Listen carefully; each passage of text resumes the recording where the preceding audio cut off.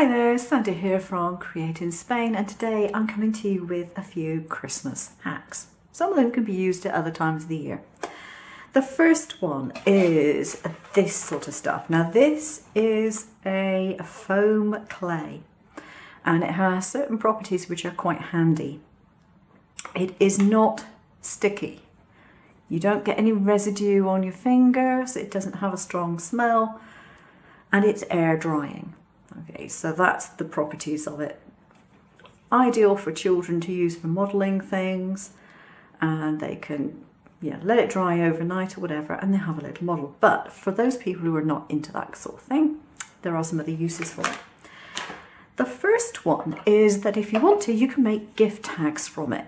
Now, the obvious way of doing this would be to roll it out and to use pastry cutters and things like that. And you can also use, just grab mine here, these things, if it's thin enough, and you can actually press out holes for hanging and tying onto whatever you want to tie it onto. And I've lost the holes. So, very good from that point of view. You can, of course, if you want to, flatten it out a bit, and you can press stamps into it. And there you go, you get your stamp in there, and you can either cut off the excess or not, depending on what you want to do. So quite useful stuff from a decorative point of view. You can use these to decorate the tree, you can use them as seals for parcels, you can use them in card making as little dangling things inside the card, all sorts of things. But it has another use as well. Although it won't last forever because it will dry out, if you happen to have spilt some glitter, it will pick it up. It will also clean out dust and debris from your computer or laptop keyboard, from your phone keys, if you still have those sorts of things. It will pick out dust and things from awkward spots. It can be rolled to a point so you can get into tight spaces, and it's generally handy for getting into areas that you couldn't get into with the usual tool for picking up glitter, a lint roller. Lint rollers are great for picking up glitter normally, but only for flat places. So if you've got it in other places that are hard to reach, you can use this stuff. But as I said, it's very handy for cleaning out keyboards and things, and it isn't sticky, so it won't stick to your keyboards. It doesn't stick to anything. Do you want to make a seal for a present and have a nice pretty one? Well, there is a way of doing that as well. So I've got the same stamp that I used for my foam demonstration, but in this particular case I'm going to apply just a tiny drop of oil. Now if you're using a silicone stamp, you may not have to do this, but this is a polymer stamp and I'm not altogether convinced that it wouldn't get wrecked if I didn't cover it with some oil. So just make sure it is oiled up, wipe off the excess. The next thing you need is a large glue gun with some glitter glue. I've heated this up already, so hopefully it's going to deposit a nice wad of glue in here. So you'll generally get quite a nice round shape if you just stick to adding glue into the centre and let it spread out of its own accord. So nice glob of glue there. Take my stamp, and while it is still hot, sit the stamp on top. Now you have to let this cool down. I can now let go because it's not going to sink any further, but you let that cool down, and then when it's cooled you'll be able to remove it and you'll have a pretty seal. On the subject of glue guns, if you're using a glitter stick in your glue gun and you're not entirely sure you're going to want to use all of it, Bear in mind you can't remove the stick once you put it in the gun. So if you have a long glitter glue stick, like the ones I have are like that size, cut it in half first, and then you'll be able to change your glue stick a bit earlier than you would otherwise. Now let's see how this is doing. It's warm on there at the moment, but it's not hot. So I should be able to just peel this off like so. Now this is a non-sticky paper, so it won't stick to that. And I have a pretty little snowflake seal to put onto an envelope or a present. Bear in mind, what you want to do is to wash this off with warm soapy water to remove the grease, otherwise it won't stamp very well when you go to use it as an actual stamp. My next hack is how to wrap a box neatly. I'm going to pretend that this is a box, which it isn't. Well, sort of, I guess. And I have my paper. Now what I want to do is to make sure that it's big enough. So if I put my piece of paper down, let's do this, and I have 1 length, 2, 3, 4, pretty much. And this way, 1, 2, 3, 4, yeah, a bit extra there. That should be big enough. Now it's a lot easier to do this when you have flat wrapping paper, I hasten to add, but mine's not flat and it's never going to be. So I'm going to put this so that the opposing corners here, diagonal to me, are facing away from me. And, get this put down. Going to put my gift on here so that it goes across that imaginary diagonal line. There are pieces that are round about the same either side here. I've put round about 1 inch, I guess. I'm going to fold it over the first piece like that. Now normally I would be taping this down, but I happen to know that sticky tape doesn't stick to this box, so I'm not making it easier on myself. What you want to do is to work out where your bottom of your box, if you drew a straight line, or where it goes to the edge of the paper, and you want to put a little crease there. And do the same on the other side. It'll just make it a bit easier for you. So with one finger you can push in the sides of the paper just so you get a little crease on the corner of your box. Unfold it. Pinch together the bit that you originally creased. Let that go in and pull that piece of paper directly upwards so that it encases the side of your box like so. Turn it around and you're going to do the same with this side. So imaginary line from the base of the box, little crease there. Allow this to fold inwards and crease along the corner edge like so. Unfold, bring this up and allow your paper to fold. So that goes in, bring it vertically up around your box like so. Any excess paper can easily be squished inside, and you can continue wrapping that around until it is finished like so. Add a little bit of tape and you're done. I need to just pull that in just a tad. There we go. One piece of tape there. So you now have this piece which you need to fold, and you're going to have to do the prep folds on both sides. So that can be pressed against the box, open out. That can be pressed against the box, open out. And you're going to see where your crease is on the bottom of the box. pinch it together. Allow that paper to go inwards as it comes up. And it will fold over like so. This one's actually done itself automatically pretty much. So that will come down like that. Now, if you happen to have made a seal, you can put your seal on the box like that, and it is all wrapped up nice and neat.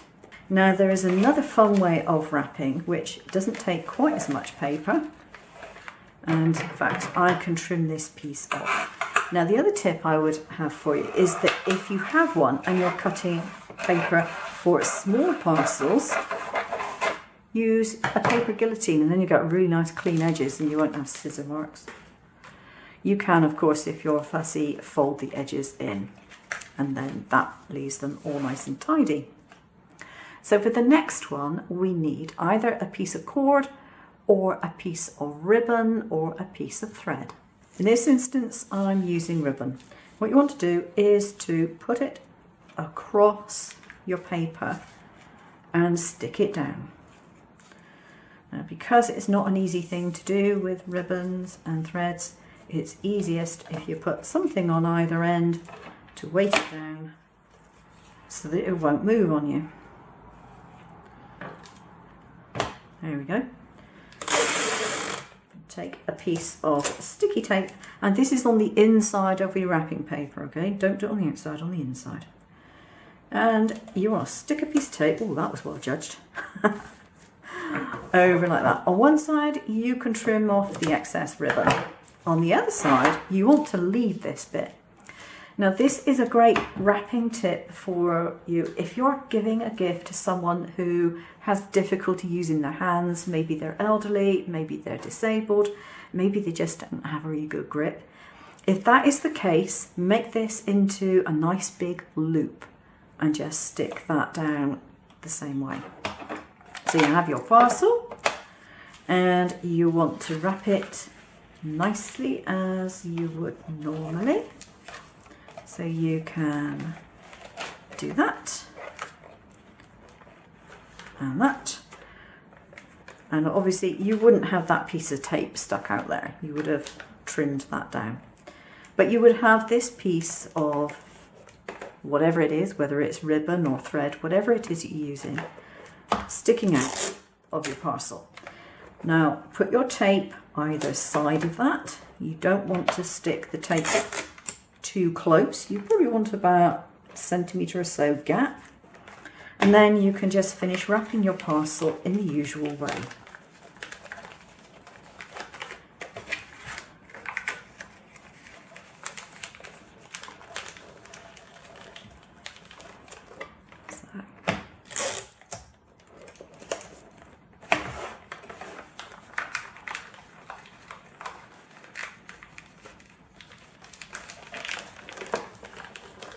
Not unduly neat, but you'll get the idea. There we are. So you can now add your label, do whatever you want to do. And all somebody does when they want to unwrap this is they tug on this. Your gift is now unwrapped.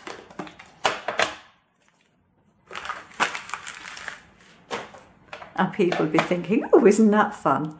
It's a novelty value, isn't it?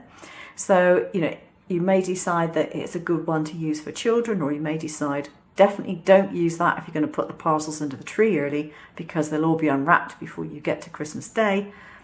But it's handy, as I said, if you've got someone who can't easily undo sticky tape and things like that. So a really handy thing to do. My next tip is about your bows and what you use to make them. The thing is with bows is you need to use the appropriate ribbon for the type of bow that you want. If you're going to be sending a parcel in the post, you want a bow that's not going to squash in the same way as a fabric bow would, or indeed a paper ribbon bow. Paper ribbon bows are terrible in the post. They're not going to stay nice and fluffy at all. This is quite a handy ribbon to have in your stash, and it is a glittery, fairly stiff ribbon, but it has quite a lot of body to it, but it doesn't crease up so easily as a normal ribbon, and it provides quite a nice puffy look. It's a very nice bow to do. It's a cheaper version than doing something like this, which is made from a wired ribbon.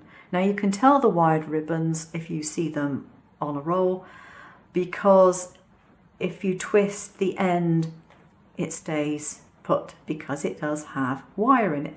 So these are great, particularly if you want to put ribbons on a tree, if you want to make a really three-dimensional bow, because obviously you can lift these things up as well. You know, if you want to do a rosette type bow and make more layers, you can do that.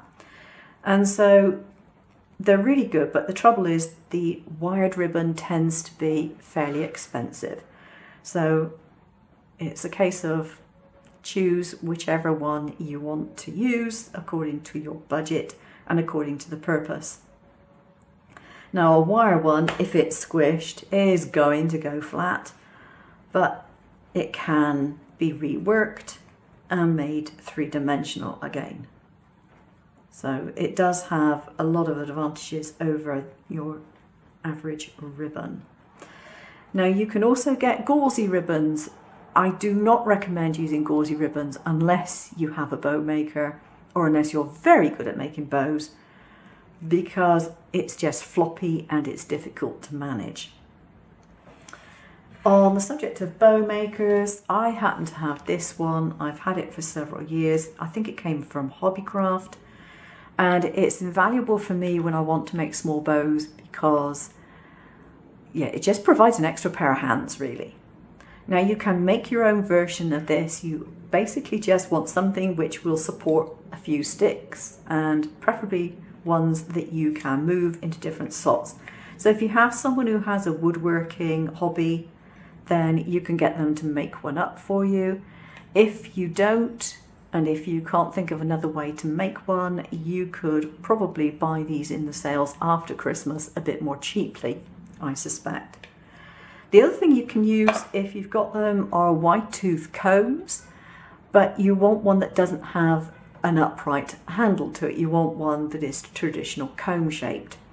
If you've got that, you can again use some foam like this, and you can set it into that and you can allow it to dry, and then you've got your own holder for it, so it again will stand up on its own. And if need be, you can always add some double-sided sticky tape on the bottom of it to stick it to your surface temporarily so it stays put. Always a handy thing for it to do, because trying to make bows when things are moving is not easy.